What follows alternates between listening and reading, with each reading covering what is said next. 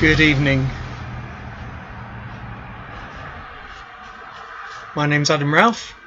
I'm a FIDE international organiser and arbiter, and I run a lot of tournaments here in London. You can find a calendar of all my events at chessengland.com. If you look on the right hand side, there's a Google Calendar which you can add to your own calendars so you never miss anything. Plus you'll find some information about tournaments that I'm involved with as an arbiter, and I recommend those tournaments to you, plus a few other things. Right now I'm just going to play a game of 5-minute chess just to warm up, and then I'll tell you about some of the events coming up.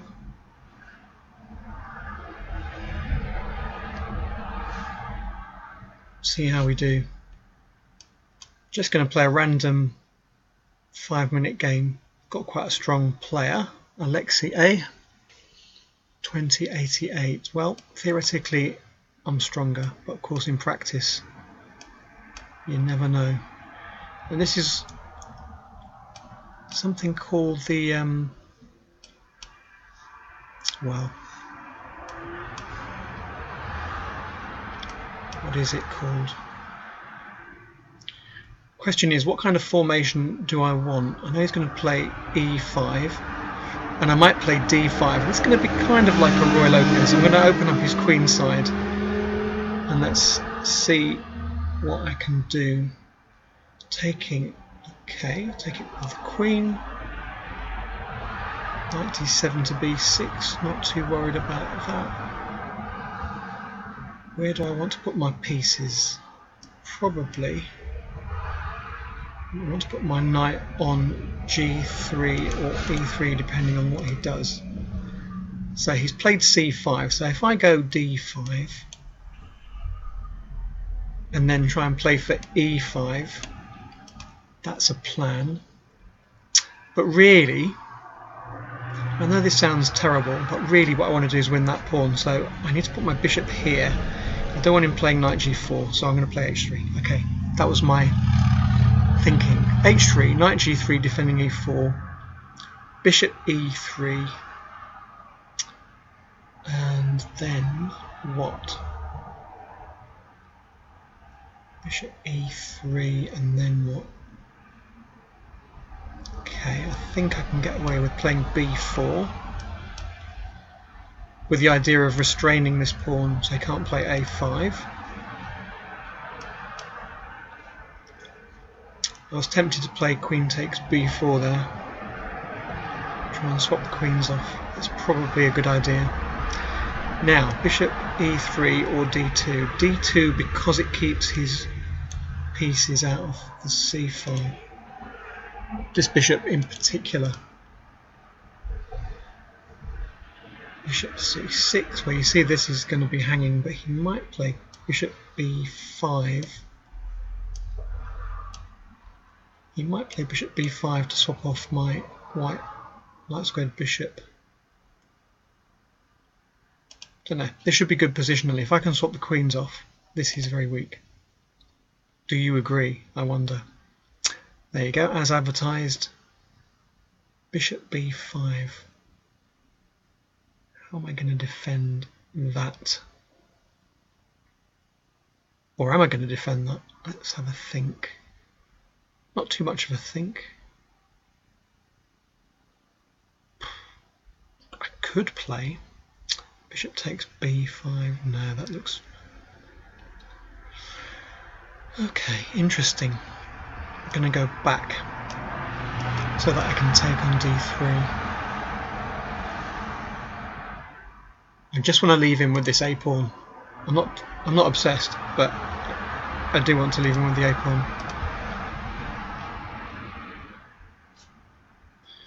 Knight e8. Is he really threatening to play takes on d4? Is he really? If I go knight e3 takes knight d5, that's quite a nifty move. Let's try that. Knight d5 is a good square. Can't really allow me to go there, but he did. Good. Now he has to defend the bishop, so he has to go queen a7, and then I've got knight e7 check. No, I didn't see that coming at all. Okay, not the end of the world. If I go king f1, he will take on e1 and he's threatening mate on f2, but then I take his queen, so queen, king there. He hasn't got time, he has to move his queen, and I think he is losing material at the end of this. Take it, attacking his queen, take it, pinned. I think he's in trouble. That's taking there, threatening mate, still pinned. Let's see what happens after this. What am I? Am I piece up? Okay, anybody else on the chat, leave me a comment just so I know you're alive. Don't mind swapping off queens. I'm also threatening d6. I could play bishop f4. Now he's under the cosh. Can you hear the traffic? I am living right on a main road. It is terrible. But now I'm going to win a piece, so I don't mind. Oh, hang on. That is on prise. So I've got to do something with that. Okay. If you see, I've spotted taking on e5 and then taking on f6, but this is on prise. Don't want that. So I've got to do something with the bishop. I could take there. And I could do that. Now if he takes on f3, I've got takes on d6. But I am living near a main road, this is true. The problem with that is it's extremely noisy. Okay, where are you going to go with the knight? I'm not totally sure. Keep going.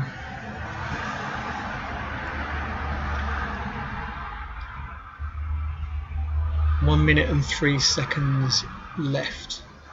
Is the noise from the main road too distracting, or can you still hear me?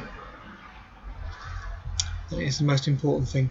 Nothing I can do about the main road except shut the window, and where I am right now is very warm, surprisingly, so I'm trying to keep cool.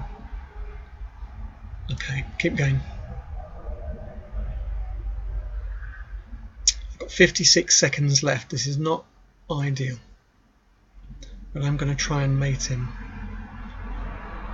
I've got bishop h6. I've got queen there. Queen takes b6 check. No, queen takes b6. Bishop h6 check. Could be mate. Let's see. Let's see if I can mate him. Check.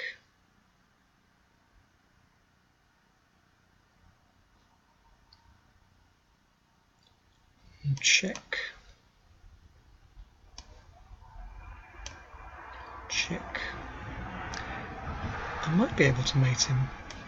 Let's have a look. Unless I get mated first.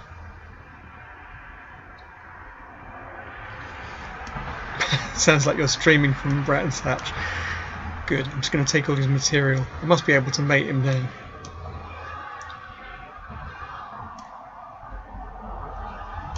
Okay, bishop e3. Now I've got queen c8. Let's try that. And I've got rook c4. I should be able to mate him now. That's it. Good.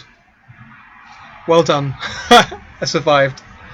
So I'm not streaming from Bram's Hatch. Give me a second and I will shut the window just a bit. Okay. So that should be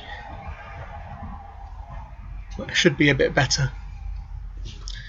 Let's have another game. That was quite successful considering. Okay, playing black against a really strong player. 21-49. 92. Oh, he's my kind of player. He's going for e4, so that is more or less the kind of nonsense I would play. Let's play a sensible line and see what happens. What do I like playing as white? See, normally I would play this line as white, so just have to play sensible moves.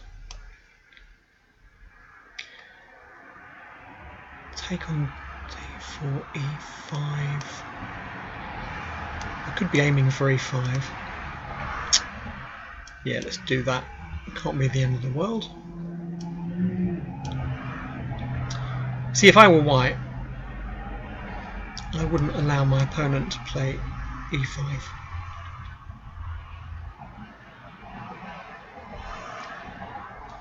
But who knows? This guy is quite strong. 21-49. And he's going to play e4. And that gives him no more than an equal position.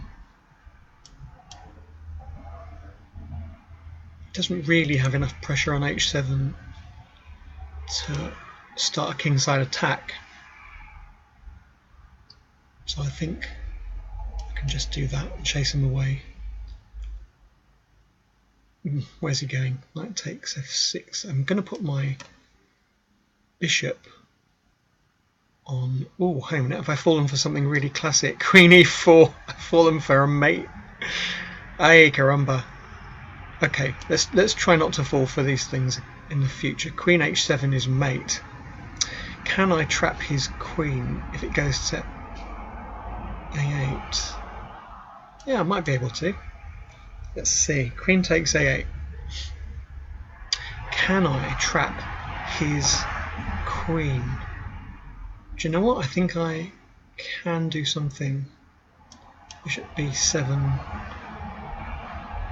Queen takes a7. Rook a8. Traps his queen. So I'm going to do that.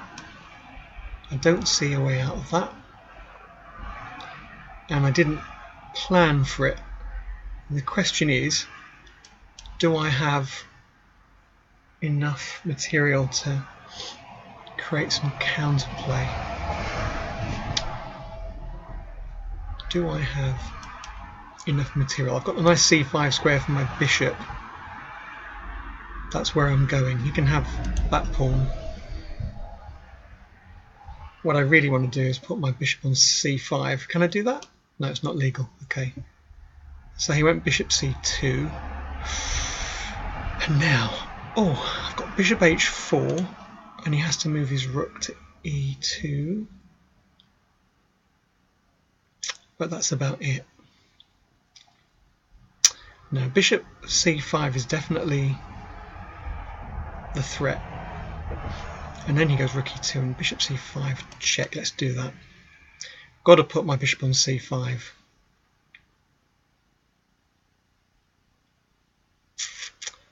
Yeah. Don't really have enough material. And he does have these two very strong bishops. So I'm not totally sure I've got enough in this position.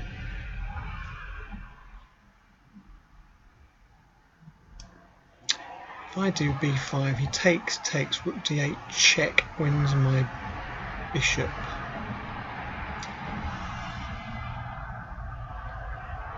And is that a threat? I think it is a threat. So let's move the bishop. Okay, so maybe I'm going to play f6.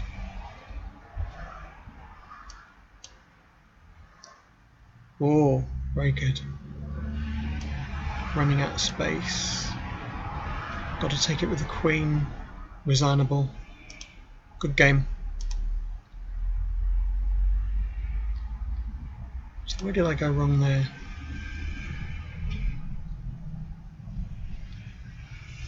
Okay, this was a very basic mistake. Knight e4, b6. I would never play that in a normal game, but in a blitz game you play these things automatically. So in this position I should probably just develop this bishop. Maybe bishop d7 to c6 is the move, and that can't be any worse than equal. That is fine. Okay, one more game and then I'll tell you a bit about King's Place.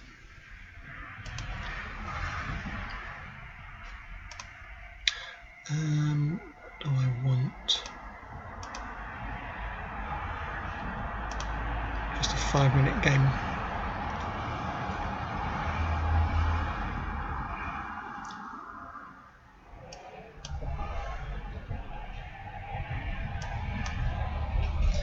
Okay, I like to be the one sacrificing pawns.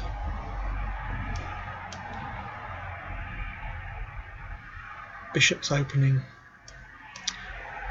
I can take on e4.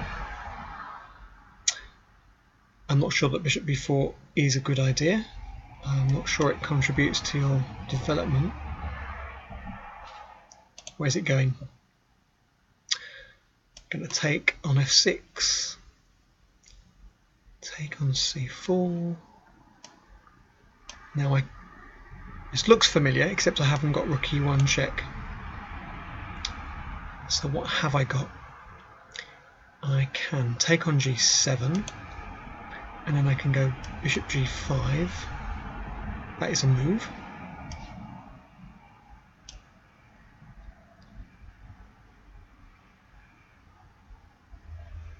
What's he going to do? Bishop e7, rook e1, something like that. Rook e1, rook takes g7, does look fairly nasty. Rook e1, rook takes g7, knight takes d4. That could be very nasty.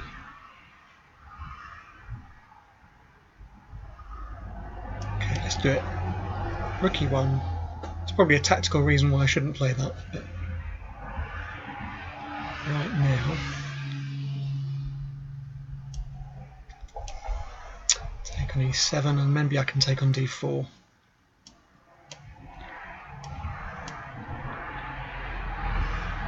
Now he can't take g7 and he can't castle.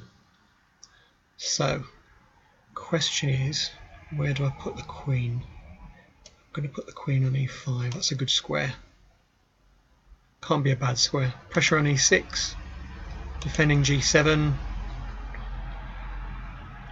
And hi to both of you. I'll answer your question in just a second when I've managed to not lose this game on time. Can't really defend the pawn on g7, so I'll just get my pieces developed. I'm going to play f4, f5. I can't play f4 now because that's hanging, so I just have to take a backward step, retreat in order to attack.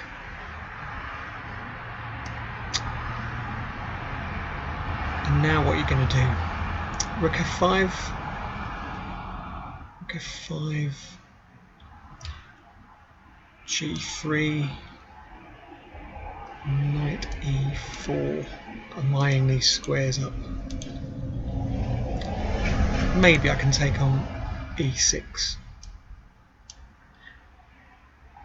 But actually what I want to do is just swap a few pieces up.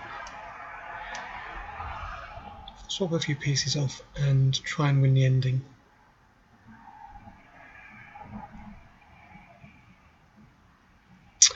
Rook d5, rook d2. I'm aiming for his weak pawns. My majority on the king side should be good. In a normal game, we would be playing for those. Right, I'm going to win one pawn, I think, or else I'm going to win the ending with any luck. Bishop is en prise. King e5. Now I'm going to play knight g8 and maybe bring my king in. That should be enough to try and win this. Now I have to watch out for taking on there. Let's do it. Let's take his pawns. F7. What's he going to do now? A4? Nope. King b4. Ah, I see. He's trying to play king a3. King b2. Alexa, quiet. I've got Alexa. King d4 should win it. Okay, maybe not. Maybe not. King d5. Got to be very careful about his king a3. Let's just take. Okay, this should be alright.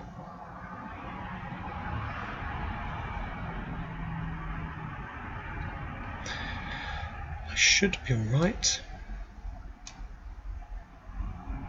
Just got to keep moving, and I do have 1 minute 53. I don't know why I'm moving quite so fast.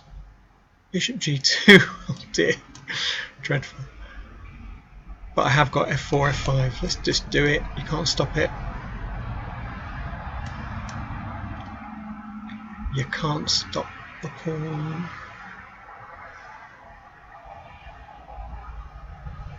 That was lucky.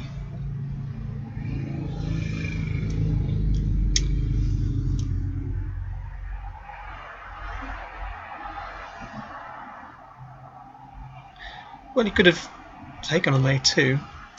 Instead, he's given me that pawn. And now I can just queen that pawn. If I go there and there.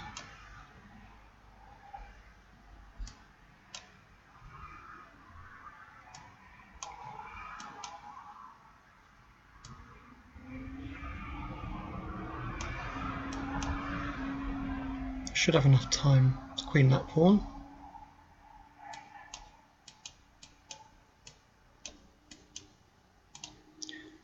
Should have enough time to bring my king back.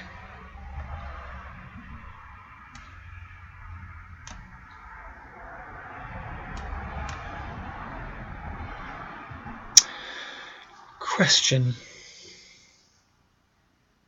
When he queens.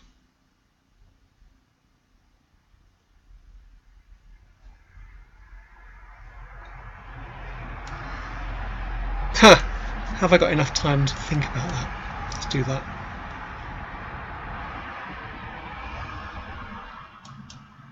Queen d2 is mate if he queens. There you go. I'm so sorry, Jay Silverman. That was a bit of a trick. Okay. Now I've managed to win a few games I didn't deserve. Let me tell you about King's Place. King's Place is coming up on the 7th of July, and King's Place is in King's Cross, northwest London, and it's a beautiful music venue right by the canal, Regent's Park. King's Cross tube station, very easy to get to by train or tube or bus, and the tournament last year had over 370 people. It's over 5 sections, and one of the top players this year will be Grandmaster Luke McShane, and I'm going to show you a game by Luke McShane if I can just find it here. Let's have a look. Luke is super duper Grandmaster and a great chap. Let's have a look. While I'm doing that, let's have a look at your chat. Do you ever win a game and think you played some of your best chess, then go and analyse it and find it was one of your worst? Well, Chess Pats of Wales, that happens all the time, especially if you've got an engine. If you've got an engine, then sadly it happens all the time. You go back and you have a look at your game, and the engine tells you just how shocking your performance was. Let's have a look. This is a game, Nakamura against Luke McShane, and it won the best game prize actually in the London Chess Classic. Let's see if I can change the rotation of the board. Doobie-doo, settings, and change the board round. Right, this is Luke McShane, and it's on a brilliant site called chessgames.com. And chessgames.com, you can find virtually every well-known game in the last 100 years. Luke was playing black, and he plays his favourite King's Indian. This is an orthodox King's Indian. All the pieces are going to the usual squares. Knight a6 is quite interesting. Where is it going? It's not going anywhere at the moment, but he knows that from experience white will play d5, or he'd take on e5, and c5 will become available for the knight. So knight a6 looks strange, but he's thinking ahead. And white delays committing himself in the centre as long as possible, just to force black to find squares for all his pieces. And knight g4, harassing this bishop. White is not really going to want black to take on e3 and double his pawns. So he plays bishop g5, gain of tempo, attacking the queen, hoping that black will play f6 before he decides what to do with his bishop. Bishop h4, probably, but f6 is quite committal for black because it blocks the diagonal for the King's Indian bishop. So black decides not to play f6, plays queen e8. Where is the queen going? Well, queen e8 is a useful move. Defends the pawn on e5 should the knight be kicked away. And white presses ahead with a very active move. I mean, this is Hikaru Nakamura. I'm not really surprised he plays the most active move available, threatening the knight on a6, threatening the pawn on d6, breaking open the position. And you notice that in this position he doesn't just close the position with d5, which would play into black's hands. He's got a lovely square for his knight there. He can play a5 to shore it up. And he might be playing h6 with f5 and g5 at some point, with the queen coming out to the king's side. So the queen on e8 lurks in the background. So he doesn't play that, he plays c5. So, what would you play here? Not an easy position to play for black, unless you've got the theory. Not an easy position to play.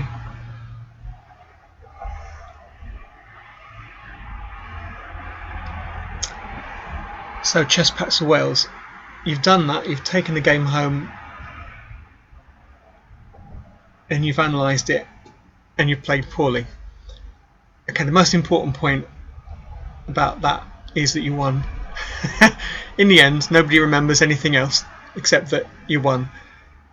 What you've got is a free lesson, and the thing about engines is that you can become a slave to them if you've got a strong engine and you leave it on all the time, and that's all you ever look at when you're playing through a game.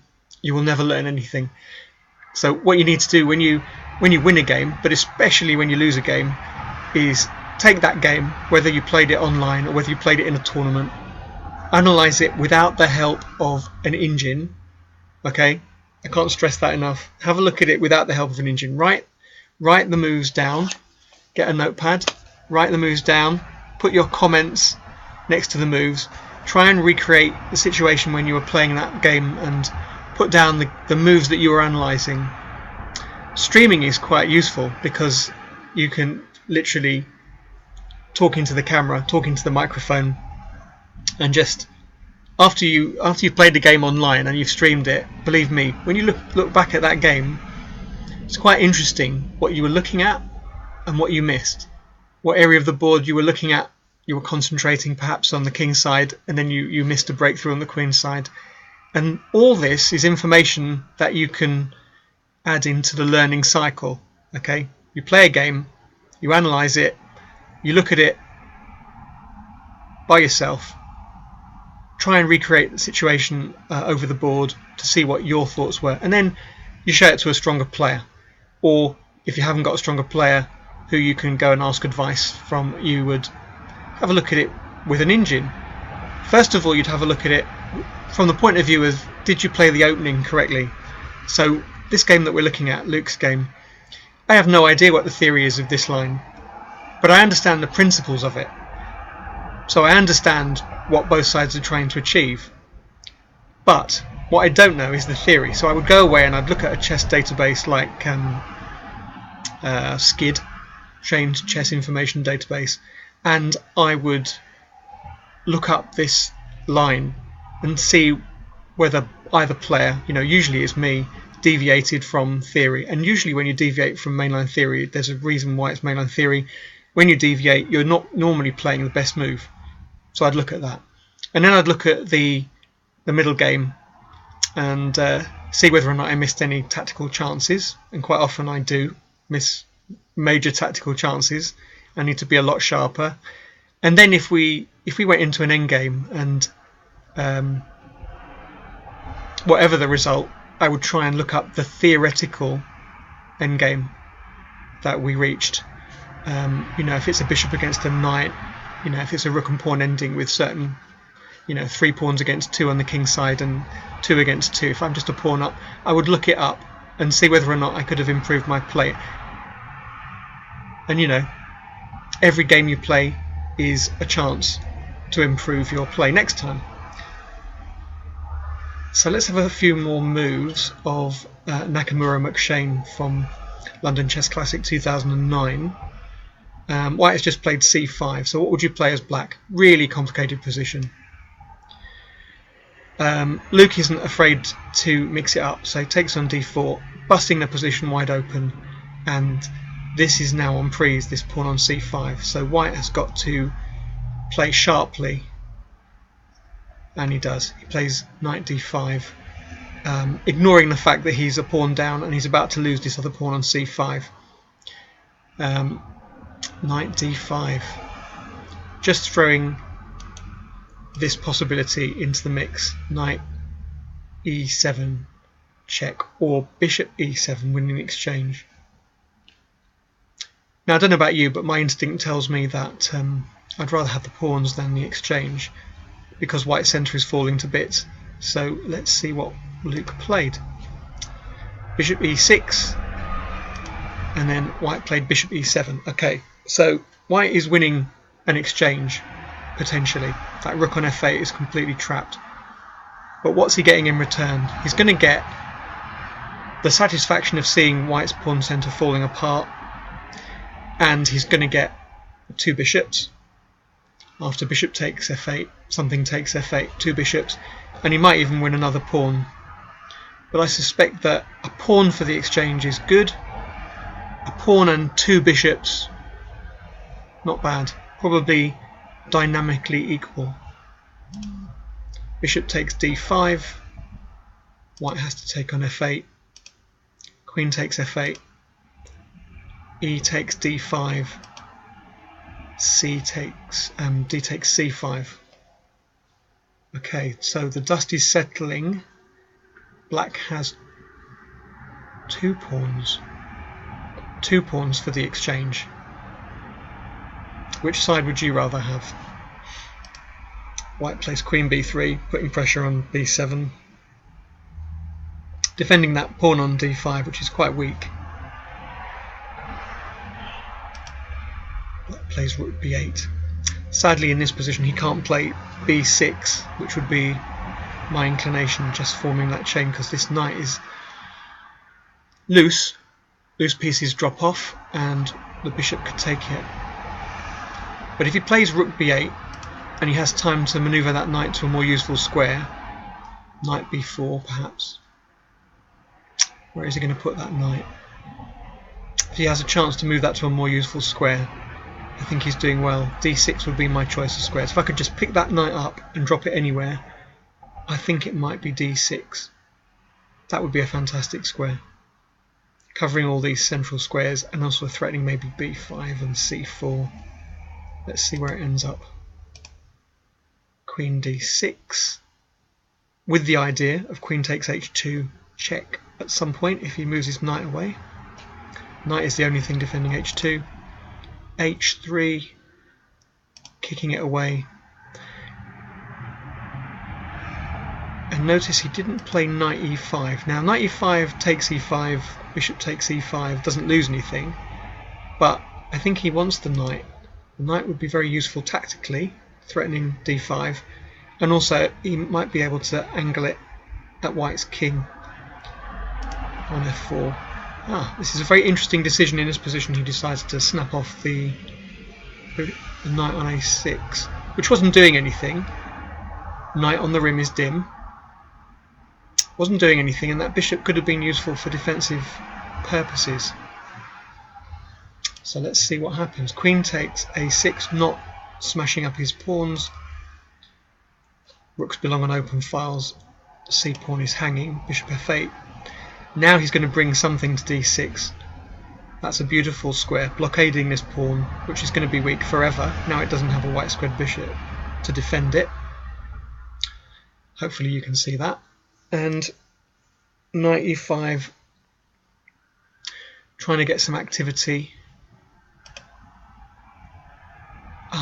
This is a very good decision.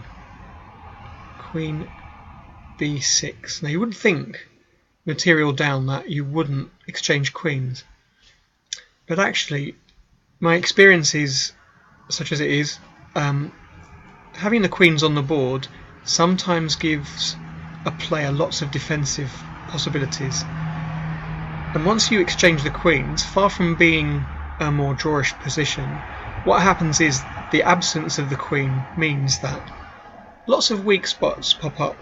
This one is the most obvious. The d5 pawn is very weak. It's defended by the queen. If black exchanges off the queens, this becomes terminally weak. And also if white takes on b6, you take back with a pawn. This is very strong. And their pawn majority, b5, c4, c3, forming a passed pawn, another passed pawn. You can push the d pawn as well, but it's well blockaded by that knight.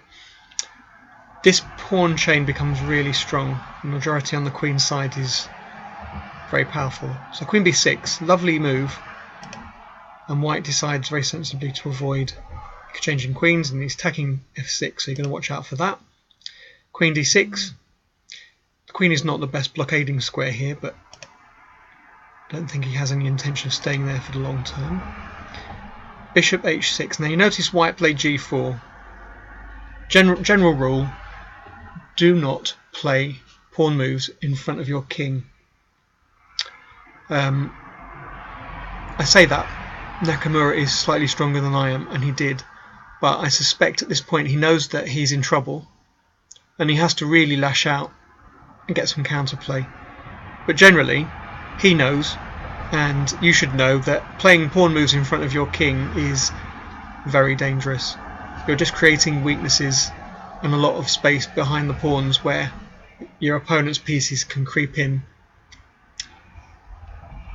But bishop h6, got to do something with his rook. Rook e8, putting the knight under pressure. It's got to move or be defended by that rook. Would it be an achievement if white managed to swap off this rook? One pair of rooks, then you're left with a rook against minor pieces. That would be an achievement, so I wonder if he'll try and do that. There you go. So Luke plays rook f8 to avoid any such possibility, and that could have been knight c4 with the idea of taking on e8 check, or even knight takes g6. These are kind of blitz moves where you think, you know, where is the knight going to go with tempo? I think knight c4 is possible, but also he could play knight d3. But no, knight c4 I think, and this is hanging. If the queen takes on d5, this is hanging. Yeah, okay, so rook f8 is avoiding exchanging a pair of rooks. Knight c4, queen takes d5. Brilliant. He's quite happy to exchange off a pair of minor pieces, and he plays bishop g7 just to gain a tempo to keep the queen away, take on c4. Now he was quite happy to exchange a pair of minor pieces, but not the rook. And I guess that's because he needs the rook defensively. His king is very safe. And I guess in this position white might be thinking about rook e8, swapping off the final rook. Let's have a look, see what he plays. Rook e8, yep. Queen d5. Rook takes f8. Bishop takes f8, avoiding back rank disasters. Rook e8.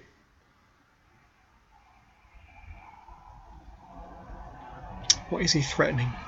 He is threatening something horrible, like queen e7.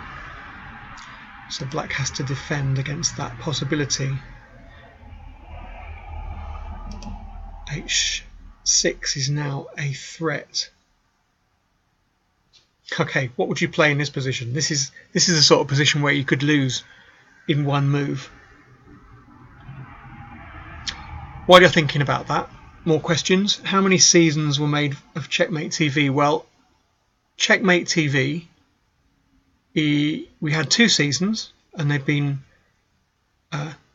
shot. One has been turned into a TV series you can get on Amazon Prime, and I was the arbiter for both series. The second series hasn't yet made it to TV, and the third series is being shot in London in, well, I think it's August-September period, but I'm not sure exactly what date. But it's a closed event anyway, so you won't get to see it or any of the games or the results until it's broadcast. Okay, let's see what did black play here. Queen d6, defending the bishop on f8. King f1. You could have played queen h6 check, and then king g8 is forced. But do you know what? Queen h6 check, king g8, and then what is white doing? Black has literally got this plan of d3, d2, d1 queen, and white can't really do anything. After queen h6 check, king g8, he cannot do anything to stop this pawn, because he's only got the queen and the rook attacking the bishop, and the king and the queen defend the bishop adequately, and he hasn't got enough time or even pieces to bring up to squeeze black even further. So I think white has to worry about d3, d2, d1. That's the plan. Promote the pawn. So he doesn't go queen h6 check. He's always got queen h6, but he wants to put his king on d1, I think. b5. Now he's going to go c4, c3, and possibly queen the c pawn. So now you have to watch out. The pawns are coming. And that white can't really change the situation drastically. He's going to try and block the pawn with his king. Pawns are coming. Queen e4, c5, h4. Now he probably wants to get his pawn to h6. That might be an achievement. c3 as predicted. Now what's he going to do? He's going to play queen d2 possibly. No, he's not even going to do that. He's just going to play... He could just play b4, a5, a4, b3 and just queen a pawn. 4 pawns against 1. He has to make black in his position or he's busted. And in this position he swaps queens off, which is possibly an admission that he hasn't got anything better. Here they come. This must have been quite depressing for white.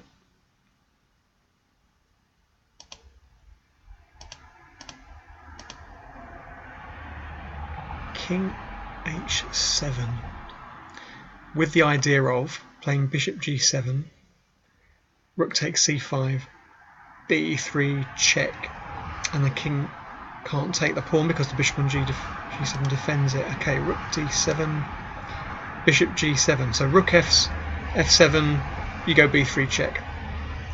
Hopefully you can see that these pawns will be lethal. Actually, rook takes f7. You've got something even stronger. Possibly you've got... He takes a3, king b1.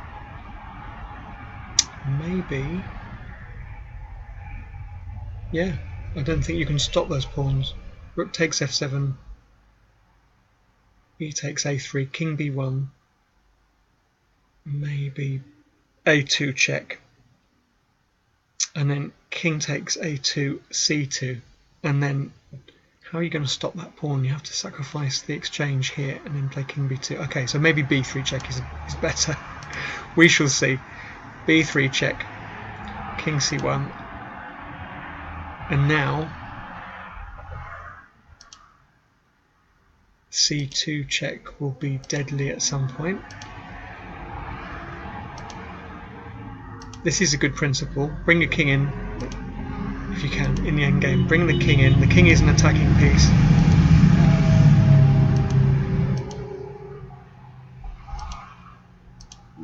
c2 check.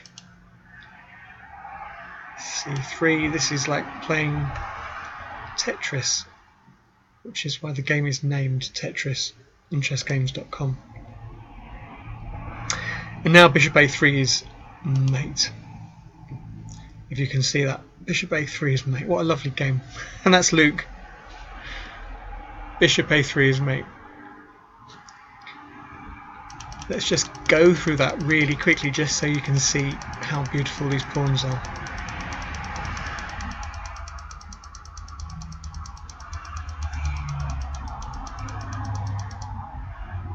Okay, let's look at it from here.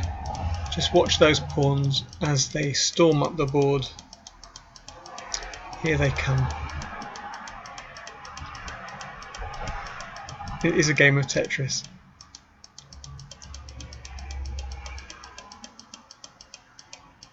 Wonderful. And then bishop d6 and mate on a3. Beautiful. Okay, so the reason I'm looking at this game is because Luke will be playing at King's Place. If you're looking at the chat, you can see the link. All you need to do is Google King's Place, and then when you get to the kingsplace.co.uk website, you can search for chess, and it will come up with the registration page, and there's a link there where you can click and see who else is playing. That is it. Hopefully, if you get time, have a look at my website, chessengland.com, and you can find information about events that are coming up. And if you think it would be useful, I mean, leave comments, because I'm a beginner at this. If you think it would be useful, I'm going to do this regularly as a kind of magazine program, because I organise so many events, probably too many events, but I organise a lot of events, and I see a lot of games that simply don't get reported, games by players of our standard, club players, but they're exciting games nevertheless. And what happens is you never get to see them. So what I'm going to do is I'm going to start collecting some games and showing them on my Twitch stream, and for your entertainment, and also just to record the fact that these events took place, which might have gone unnoticed, and maybe encourage a few people to come and play in them. Hopefully you'll find that interesting. Last Tuesday, this Tuesday, it's been a long week, I had a tournament in Muswell Hill, and if you Google Muswell Hill chess, you'll find two websites. You'll find the Muswell Hill Chess Club website, and you'll also find my Muswell Hill Rapid Play website. We had a tournament on Tuesday the 12th. It was a Tuesday during the day, and you'd think, well, how many people would be interested in a tournament like that? Well, we got 30 players, and we have had up to 50 players on a weekday from 10:30 to 6 playing FIDE rated chess. And these things happen every month. Okay, so next month it will be Tuesday 17th of July. The month after that it will be a Wednesday, because these are the days the pub gives me. The venue is the Clissold Arms in Muswell Hill, a fantastic pub with lovely food, lovely drink, and a very good atmosphere. Very unusual event. So we had this tournament on Tuesday the 12th of June. You can see the results on the Muswell Hill website. Jonathan Payne, that's Michael Payne's son, he won the open section with 6 out of 6, and he won a cash prize. Michael Saunders won the major, and Tony Binnersley won the amateur section, and they all won £60. And the reason I mention this is because in the amateur section, Ashir Valji came second and won £30. It's only a small prize, but it's just an incentive for players who take part. And Ashir sent me some games to have a look at from the event, and I wouldn't normally get hold of games from a rapid event unless I'm writing them down. So I was very pleased when he sent me the games, and I'm going to show you a couple now. So we've got the analysis board. Let's hopefully you can see that. And I'm going to find the game. Let's have a look. This is the game where he played Tony Binnersley, who was the winner. But Ashir won it. Let me just find the right place to paste this. PGN. Okay, so you won't be surprised at the way this game develops if you're a fan of the dragon. There must be a keyboard command for this, but I haven't found it, so let's just flip the board, and then we go back to the board. I think, no we don't, we go back to the board.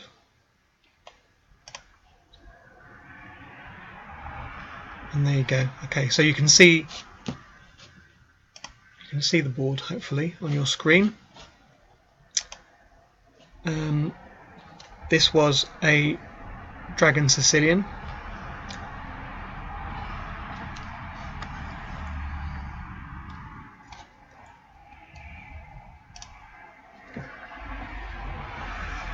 Let's just find that game.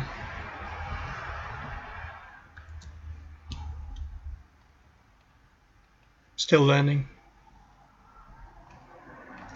Import the game. And then turn the board round. I'll get there eventually. Don't go to sleep. And then go back to the board. Okay, good. So now you can hopefully see that on your screen. Let's have a look at the game. So Ashy is playing black, and it is, whoops, it is a dragon.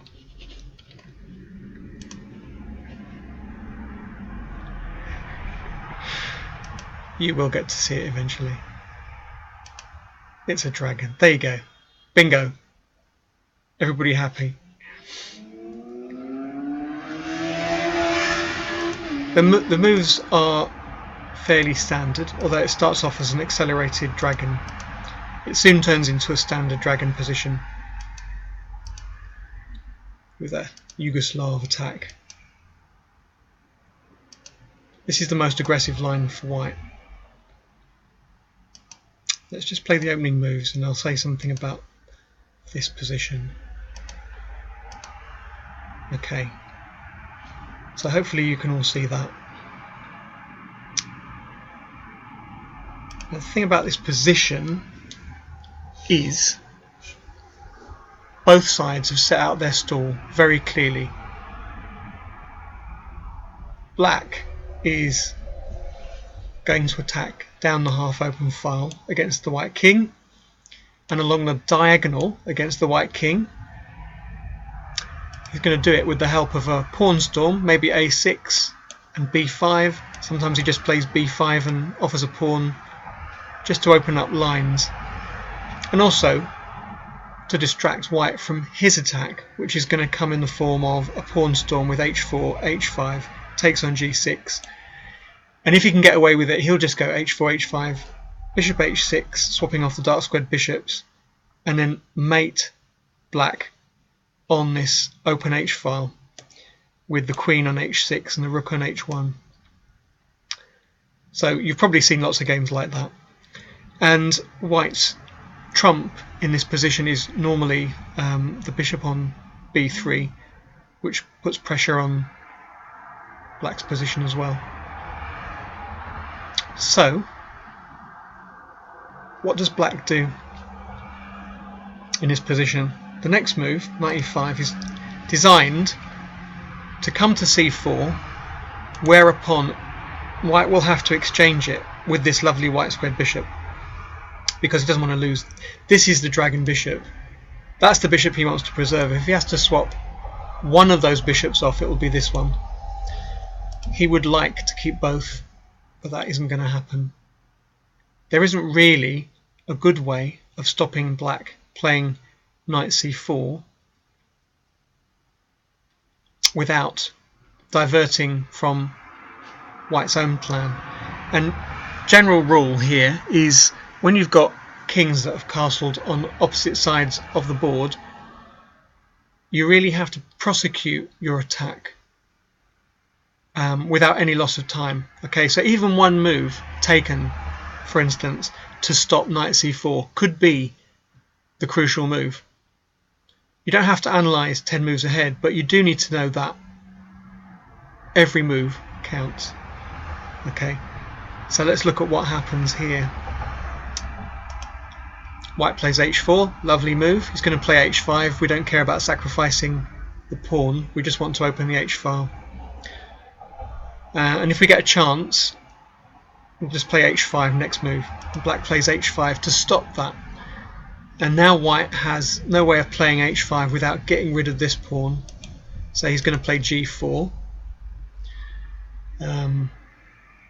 Again, I'm not sure of the theory of this line, but I know that white needs to get rid of this bishop and he needs to play g4 and open lines. Maybe g4 takes and then h5. And there's an awful lot of theory about this line. Which is why I only played literally 2 games in the Dragon before giving it up when I was about 14, because I couldn't be bothered to learn all that theory. White now does something I didn't like. I don't know what you think, but Queen e2, theoretically good, stops knight c4, maybe promotes g4, but the problem is White's king is going to come under a lot of pressure after the next move, this lovely sacrifice. Rook takes c3, and this exchange sacrifice you see quite a lot in the Dragon. It's not necessarily a winning move in the short term, but it is a move which causes White a lot of problems, because after b takes c3, queen a5,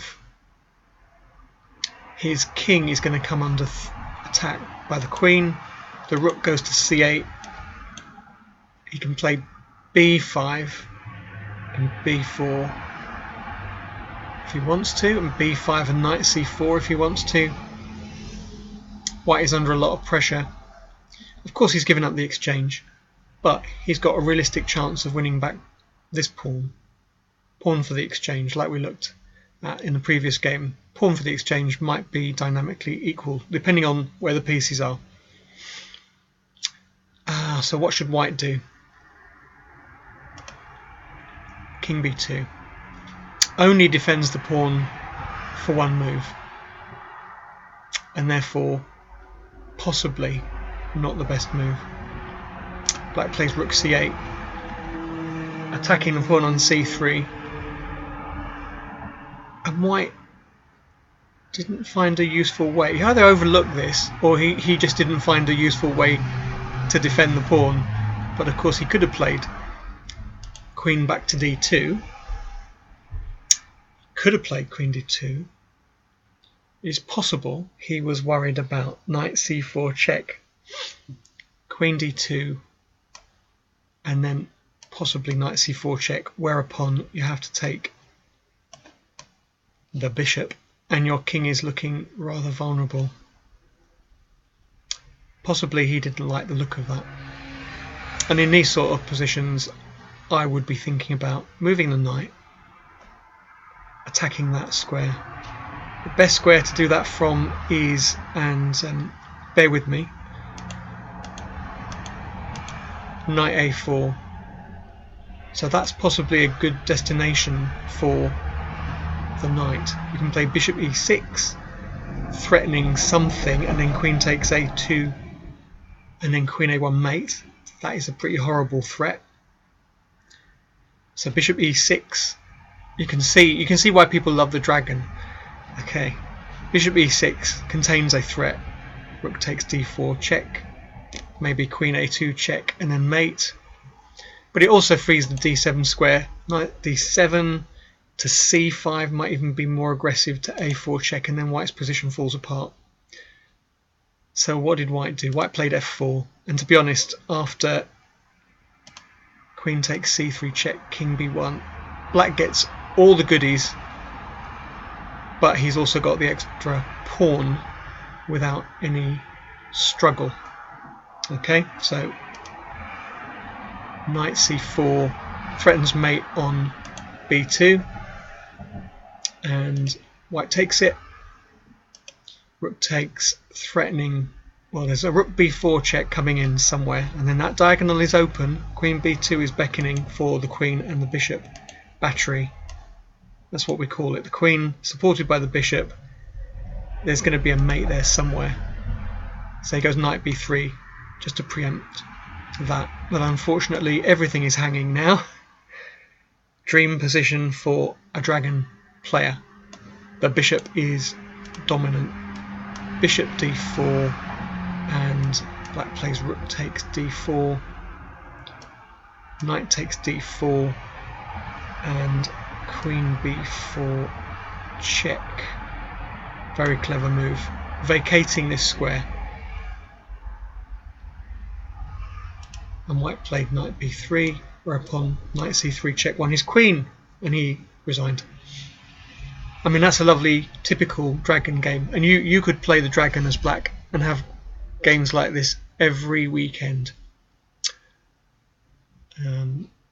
Let's have a look at one more game from Ashir, just a position. Let's find that. Just to say something about this opening. It's a very interesting opening, and a lot of you might be players of the Scandinavian. So let's just have a look at what happens to this game. And flip the board. Ashir is playing white. If you know a way of doing that without using the mouse, do let me know, because I love using key commands rather than messing around with my mouse. Let me just check the chat. Hello to Percy Hepworth.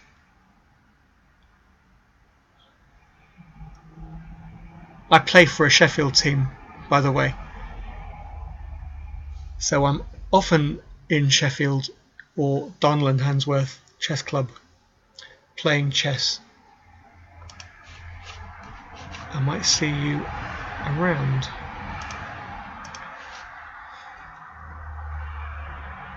So I'm glad you like that dragon. Good.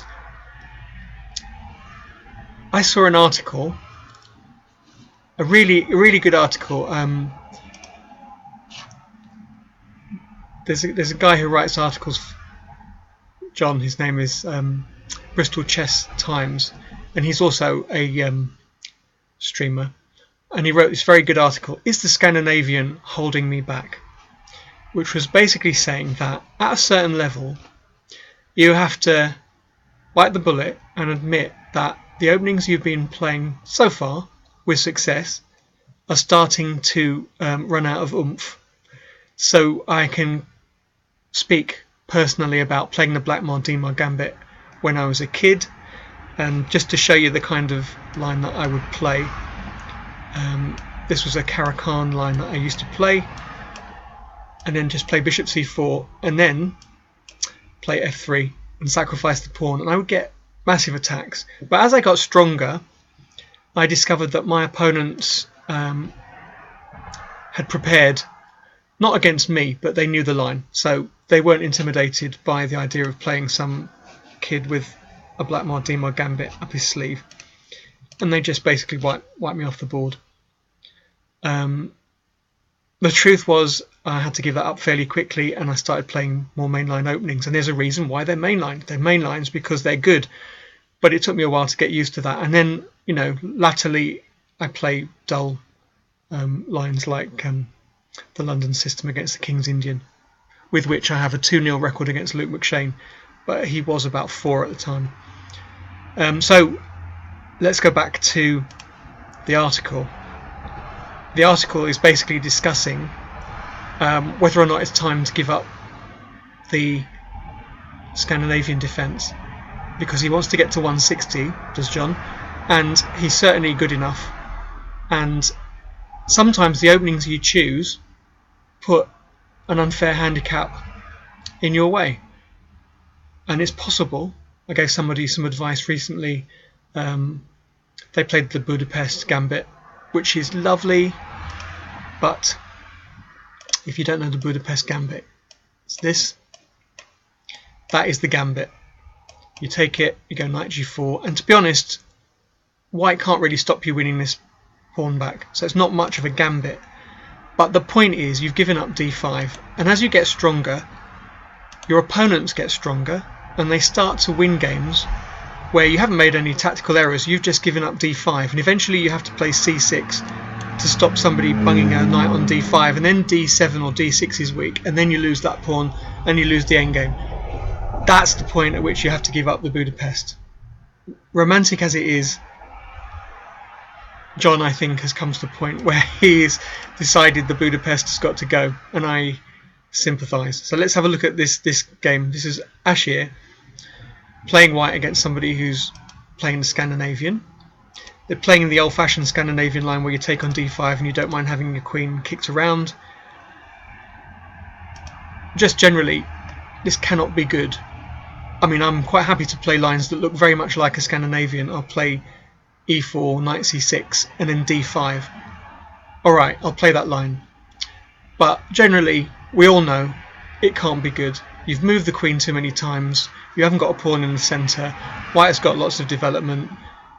Against a strong player, you may find that too much of a handicap. Why handicap yourself by playing this opening, unless you've got something in mind, something specific against a particular opponent, which I know is often a good plan. Why handicap yourself by playing a reasonable opening, but which is going to give you problems? Anyway, you can play it, and I'm absolutely sure that you need the light on. Just forgive me while I put the light on. There you go, you can actually see me, if that helps. And I can actually see the keyboard. So now I can raise the board instead of resizing the whole thing. I might have to study the chat. So now I do live in London. I don't want to confuse you. I do live in London. I live in Hendon, but I often play chess outside London because I need an opportunity to play league chess because I organise so many tournaments at the weekend. So one of the clubs I organised a tournament for, I did the arbiting for, was Darnell and Handsworth. And they invited me to play in their team, and I discovered that it was as easy for me to, not having a car, it was easy for me to get on the King's Cross train and end up in Sheffield and go and play chess in the Sheffield League as it was to cross London by public transport or try and get a lift to a match on the other side of London. It took me almost the same amount of time, and it wasn't always as sociable. But there you go. Okay. Ashir, I hope you're watching this. This is part of your game. Can you see White is just making normal developing moves? And he's already, just with a normal developing move, got a threat. Okay, the threat is, well, you can do it two ways. You can play bishop takes f7 check, king takes, because you have to, and then you go knight e5 check, which is a double attack on the king on f7 and the bishop on g4, and hundreds of people have fallen into that trick. Okay. The other thing you can do, you could also play knight e5, which is flash, with the idea of bishop takes queen, bishop takes f7 is checkmate because it's defended by the knight on e5 and the king can't escape to d7 because the knight is on e5. And if you're looking at that in your head, which I suggest you do, that's also a good way of training. Play knight e5. Black could play something like bishop h6, bishop h5, defending backwards, but then he falls to queen takes h5, destroying the defender of f7, and then knight takes h5, bishop takes f7 is checkmate. F flips the board as well. Okay, I'm going to try that. F is for flip. F is for fail. EF is for epic fail. Okay. You see that notepad? Okay. The first thing I'm going to write on the top of that page is F equals flip board. And then by the end of a month, I will probably have a little list of keyboard commands, which means I don't have to keep going away and messing around with the menu. Thank you. Yeah, I tell you what I love about Sheffield and the surrounding environment is not only is it very near the Peak District, it has the most amazing pubs. I just want to say, with the most amazing prices. You know what I mean. £2 for a beer. And I'm not much of a drinker, but I recognise class when I see it. Okay, beautiful Victorian pubs and cheap beer. Very convivial. Where were we? We were here. Bishop c4. Okay, with a threat. Black plays e6. And White just plays h3. Bishop takes f3. Does he have an alternative? Bishop takes f3. It's probably a good move on principle, because that knight could be quite dangerous. Bishop takes f3, queen takes f3, obviously not g takes f3, that would be very ugly. and you don't need to worry about this pawn because queen takes b7 takes a8 is threatened. So queen takes f3, black plays c6, and a lot of people would play this line or a similar line in the French where you take on e4 and you just basically lock down the position. You've got a reasonable position. It's very solid, very passive, but it's reasonable. But I'm not sure, if you're planning to improve your chess, I'm not sure that this is the sort of position at club level that you should be playing too often. It's just too passive. It's far too easy for white if he wants simply to get a draw, squeeze you. If you know what you're doing, that's a different matter. But I don't know what I'm doing half the time, and certainly not well enough to win a position like this with black, especially if white isn't trying. Bishop e3, and no ash here. He's not going to castle kingside in a position like this. Normal developing move. Now, I don't have any criticisms except to say I might wait. If there were any possibility of waiting in this position, I might wait to see where black's king goes. White castles, and black has the opportunity here to grovel, maybe with queen a5 and castle queenside if he can. I'm not even sure he's going to escape on that side. There are some very nasty tricks in this position. The queenside is not necessarily a safe haven, but he goes for kingside castling, or starts to develop towards kingside castling with bishop e7. Queen g3. White could have played g4, something like that. And now white is threatening queen takes g7, and if black castles, possibly he's threatening bishop h6 in some lines. So black plays g6, and unfortunately that decision means white has bishop h6, and bishop h6 is a very good prophylactic move, preventative move, stops black castling, can threaten bishop g7 in some lines, but keeps him in the centre for a few more moves. And right about here he really needs to play queen a5 and castle. Knight b6, bishop b3 and a5 shows that he has not appreciated the gravity of the situation. White played rook h1, black played his threat, and you can see the moves, but frankly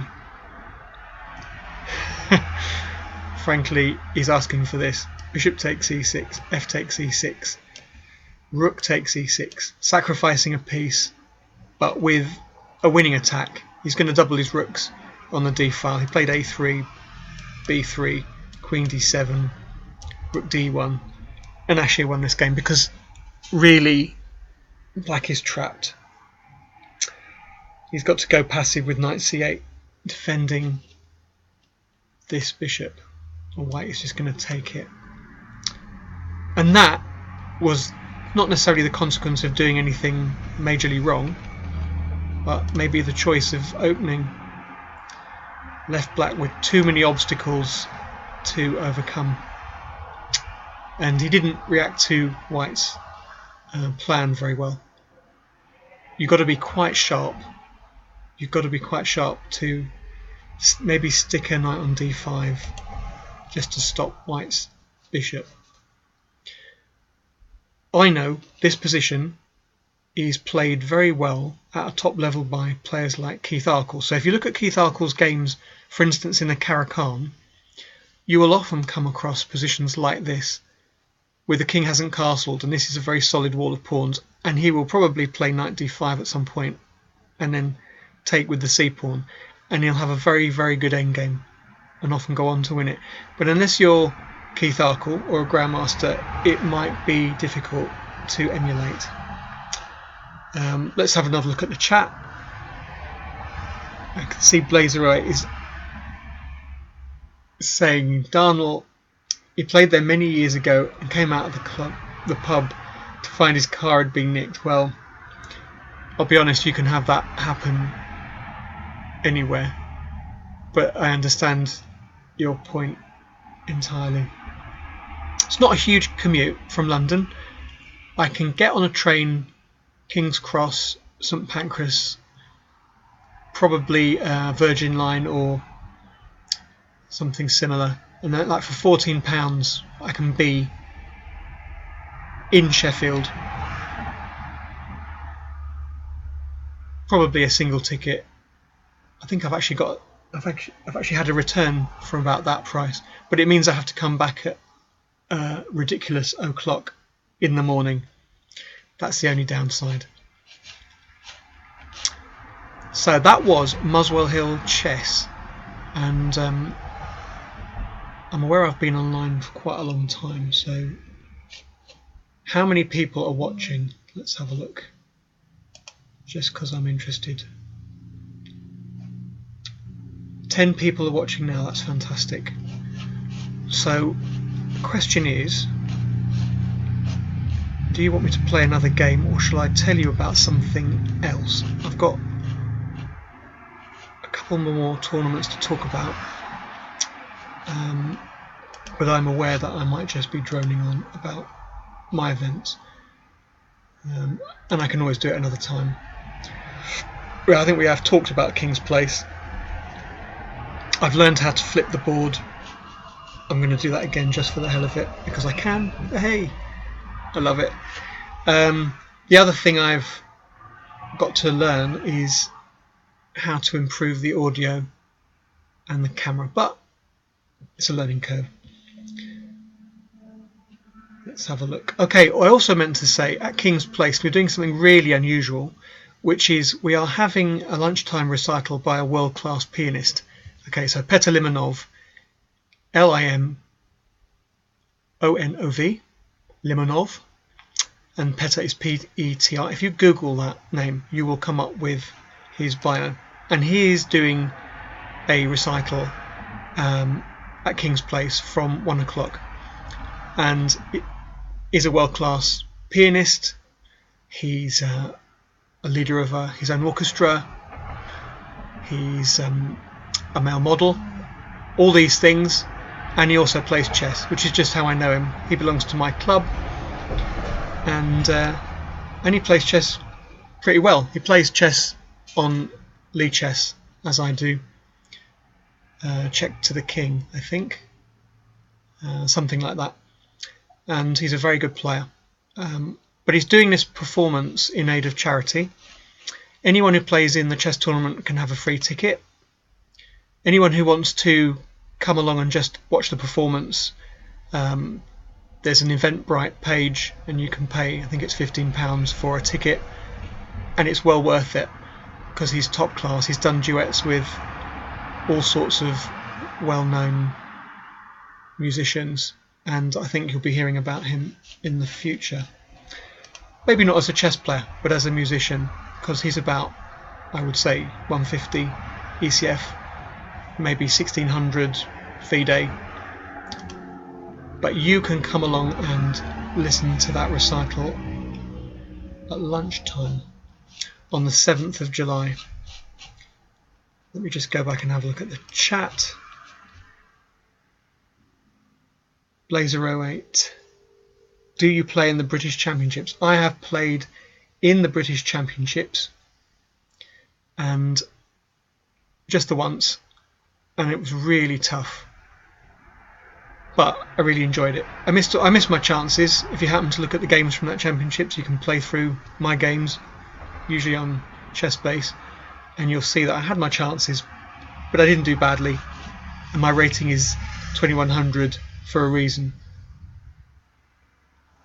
And yes, just to answer your question on the chat, Doncaster is the station that I go to because it's cheaper, but it's basically the Sheffield League. Yeah, North London is a very good place to play chess, not just because I live here and I organise a lot of tournaments nearby, but also because there are lots of strong clubs, and it's a good place to be if you've got a car and you just want to drive away to a tournament every weekend. Plus there's lots of league chess. So I play for HendonChessClub.com, Middlesex League, and I play for Darnell and Handsworth in the Sheffield League, and occasionally I play Essex League, or I might play London League if I have time. I really find it quite difficult to play a lot of league chess, but just enough to keep me active. And I haven't until recently played a lot of online chess, so this is an experience for me, mainly doing it because I got persuaded to by Chess Patzer UK, Jack de Villiers, who plays in my tournaments at Hampstead and Golders Green, and he's a thoroughly nice bloke, and he's very persuasive, and he persuaded me to start streaming and to start playing chess online, and here we are. So let's have a look. I'm going to play another game. Let's have a look. Create a game.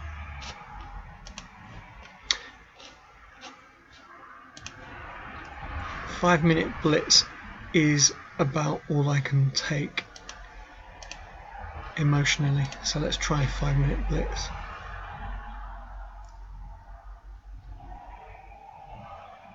So here we are again. My opponent is 21-38. Oh my gosh, he's very strong. So I'm just going to do what I do, which is pretend that I'm playing. Oh, hello. Pretend that I'm playing some kind of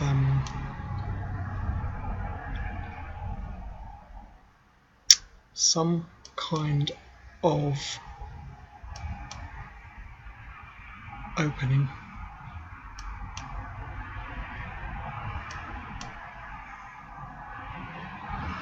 I don't know if you've noticed this, but quite often when you play blitz, you start the game and you play too fast, and what you notice after a few moves is that you've ended up in a really bad position and you can't remember how you got there. Have you noticed that? Because you just move pieces. That is not great, but it is instructive. So what's instructive is d5 is weak. You will see that. I'm going to try and play a4 and break his position up and maybe bring the bishop to g7, where it probably should have been to start with. And then I'm going to try and play a4. I've got the open e-file. That's not too bad.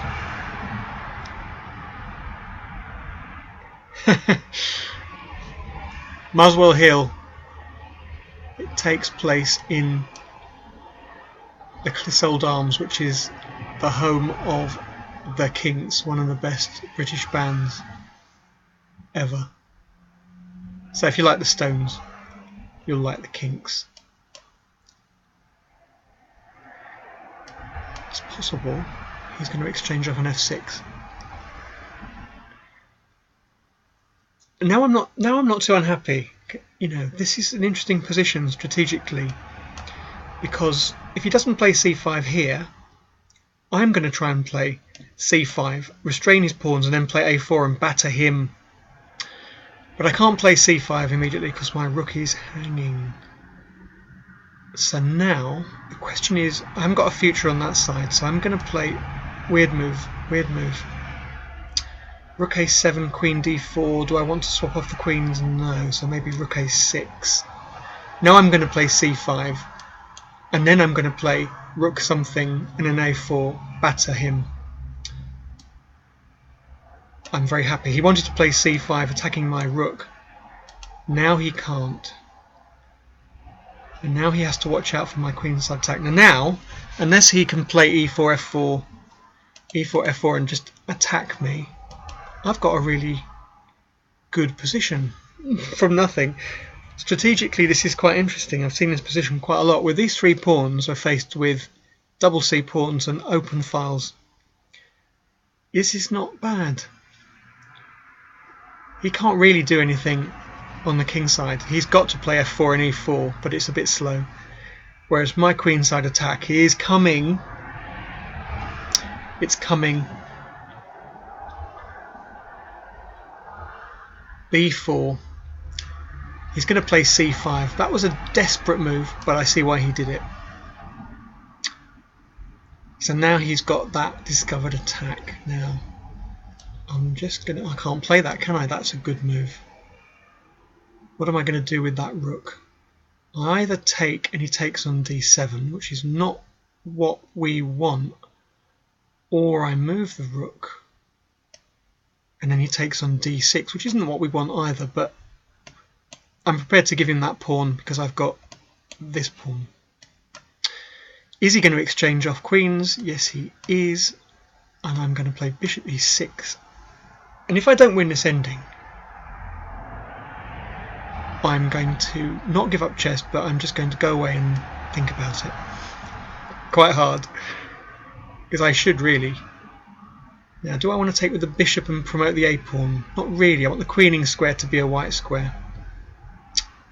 I want the queening square to be a white square. Can he attack that pawn? No. So I'm going to double my rooks here. And then my king is safe on g7. And I think that's the end of that game. If I'm lucky. Ah, good. So he saw that. And I'm going to play rook a1. And then I'm going to double it here maybe.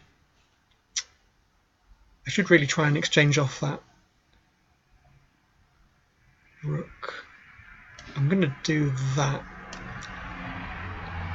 Just because I think he might be tempted to take on b3, and then I might play rook a. I might play rook a2. I don't think he has any choice now. I think he probably has to take there. Taking on b3. Dear. It's not easy for him. Now this is a blitz game, but I think general principle is try not to move so fast. Now f7 is covered, so mate him. Got to play h5.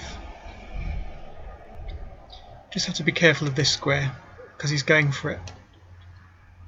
Rook b7, something like that. I don't care because I can take on e3. So white is the kinks. Muswell Hill. I wonder who that is. The kinks. Okay. Have I got a mate? Maybe not. I'm trying though. I'm trying.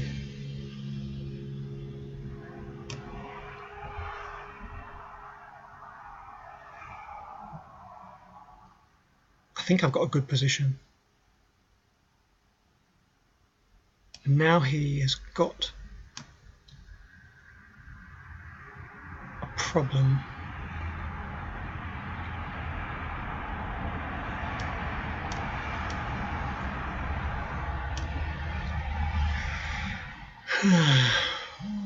Am I going to mate him, or am I just going to get mated myself?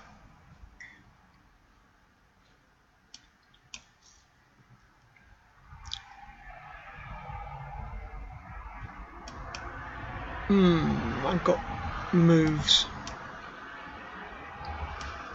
Now he's in trouble.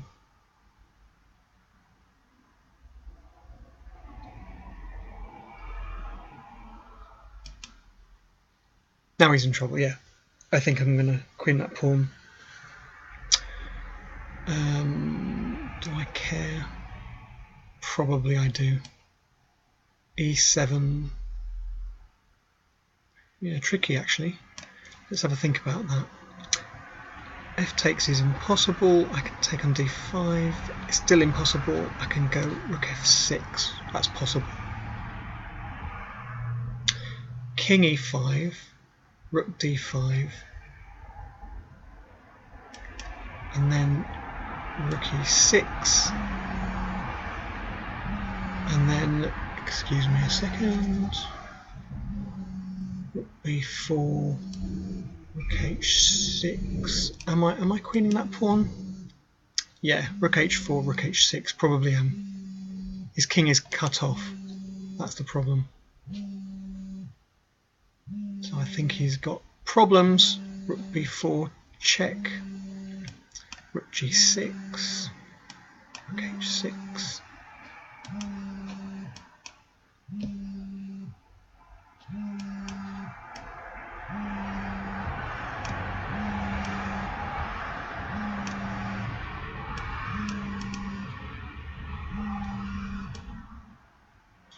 Now what do I do? Try that. Don't want to lose on time. What am I doing? What am I doing? Take it.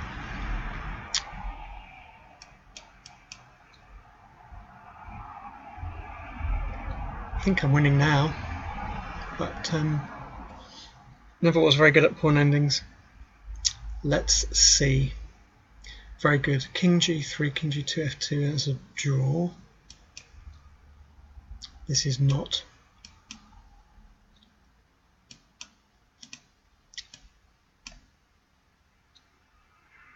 I think I have enough moves.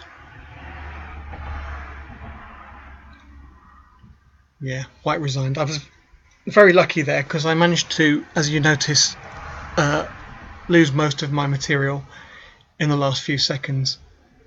So, thank you very much for a good game. But I'm not sure that I deserve to win that end game, but we'll see. I'll look at it later. This is the other thing I recommend when you play chess online. Somebody recently said in an interview that the only way you can get anything out of playing chess online is by reviewing the games later. So luckily on most of these sites you can download the games, or ICC, it'll automatically save the games to a file for you. I don't think you can do that on this lichess.org. But you can always get the games, and then you should go through them at the very least just to have a look at the opening and see what happened. This is a very interesting game because if I go to the analysis board,